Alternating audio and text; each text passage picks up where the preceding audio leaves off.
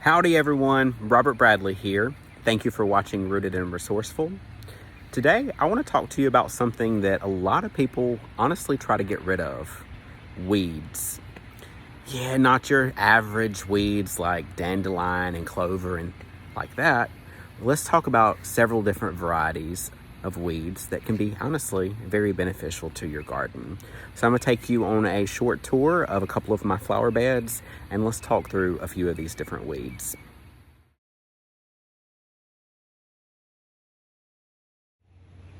First up, we have Coffeeweed.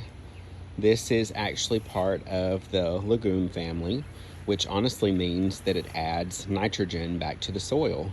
So eventually, this plant growing here actually helps protect the other plants and allows them to have a little bit more nutrients throughout time.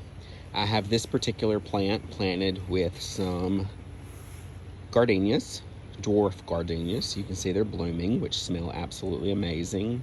I have some lemon balm and I have some spearmint.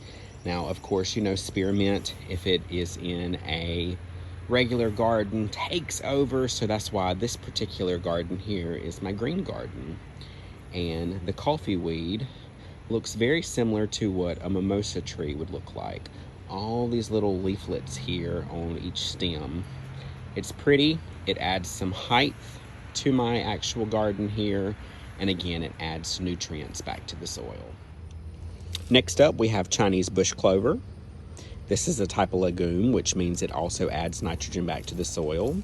But we also have Smartweed.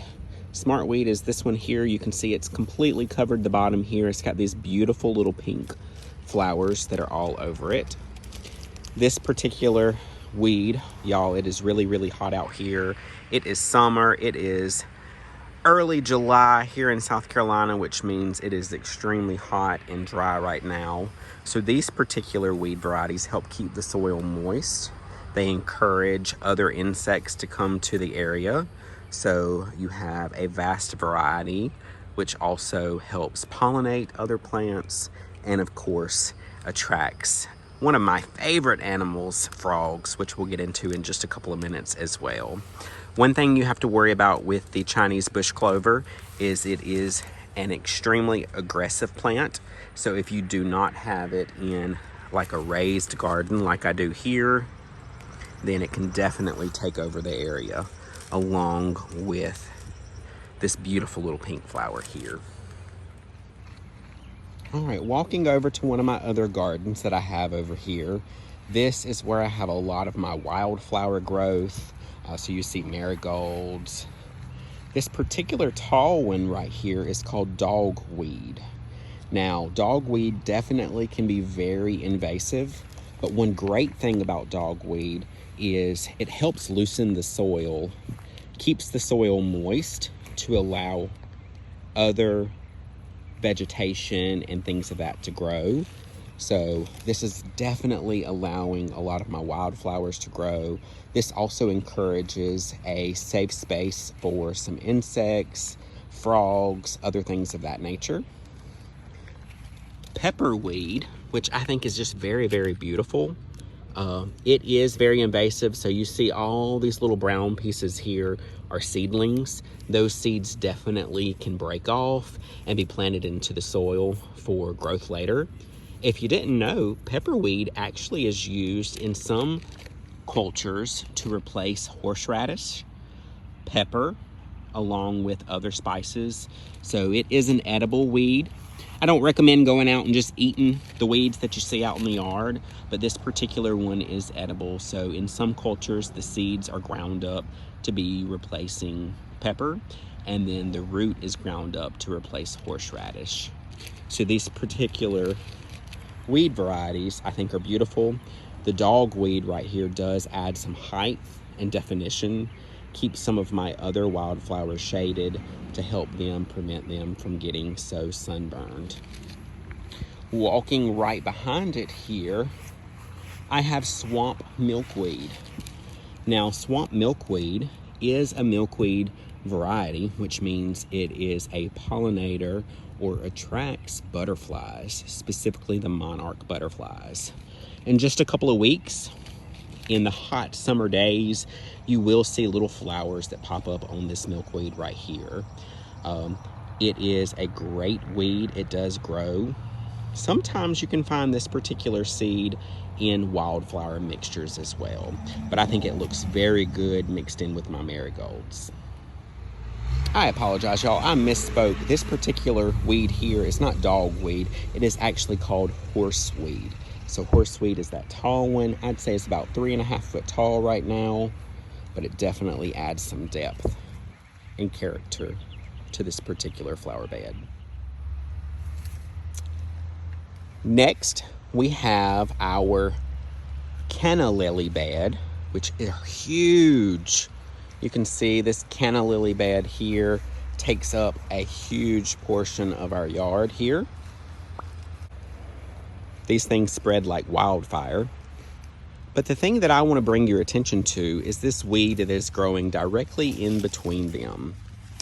This one is called dog fennel. Now, again, dog fennel can be very aggressive, so if you let it seed out, those seeds can take off and go amongst other areas, so you got to be very careful where you plant it. It's all about balance. What varieties of weeds will grow inside of other planting areas? Now, dog fennel, you can see, is very tall. This one's about 6 foot tall right here. One thing I love is it allows for another habitat for frogs. I know I keep mentioning frogs, but frogs are one of my favorite animals. They actually help control insect populations, specifically mosquitoes. They can eat hundreds of mosquitoes a day, so I encourage frogs. The dog fennel actually encourages frogs because it provides shade, it provides them a sturdy branch to be able to climb up on, things of that nature as well. So I love to put it with our canna lilies, or what we like to call our cannons. Now, my goal isn't just to let weeds take over my entire property. It's all about balance, and I like to make sure that I have diversity when it comes to my weeds. Yes, some of the weeds here definitely can take over the area if you let them. You got to manage them, you got to take care of them. If, for instance, the pepperweed starts seeding a little bit more, I'll actually cut it up to where it will not produce as much. One thing I forgot to mention about the dog fennel is some cultures have used it as an insecticide in the past. They crush it up, they let the aromas come from the actual plant itself, and that helps deter some insects like mosquitoes and gnats and things of that nature. But again, it's all about balance. Now, this here is one of my showstoppers. I really love it. It is classified as a weed. This is my Mexican sunflower. In a couple of weeks, there's going to be some beautiful bright orange blooms that cover the entire plant.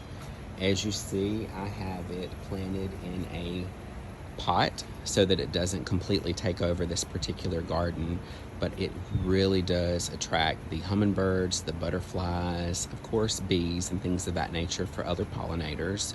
But this is an absolutely breathtaking weed variety whenever it does come in full bloom. Look out for the pictures after this video so that you can see all of these particular weeds in full bloom as well. Speaking of the Mexican sunflower, one of the things that I love about it is in the fall and early winter, the seed pods that it creates dry up, and it provides a variety of food for birds and things of that nature. So not only does it provide the beauty and the greenery throughout spring and summer, it provides food for the birds in the winter. Now, remember, it's all about balance. I don't just plant these weeds everywhere and let them thrive wherever they may end up from different birds planting them. It's all about balance. Pick and choose the spots that you think are going to be beneficial for your different weeds. Remember, they're going to provide beauty. Some of them are food sources. They help protect other insects and amphibians to encourage that biodiversity. Some weeds are not just pretty. Some of them do provide the nutrients back to the soil, such as like the coffeeweed and the other legume families. So definitely think about it a little bit differently when you see the weeds in your garden. Don't just automatically assume they have to go. Some of them can be beneficial.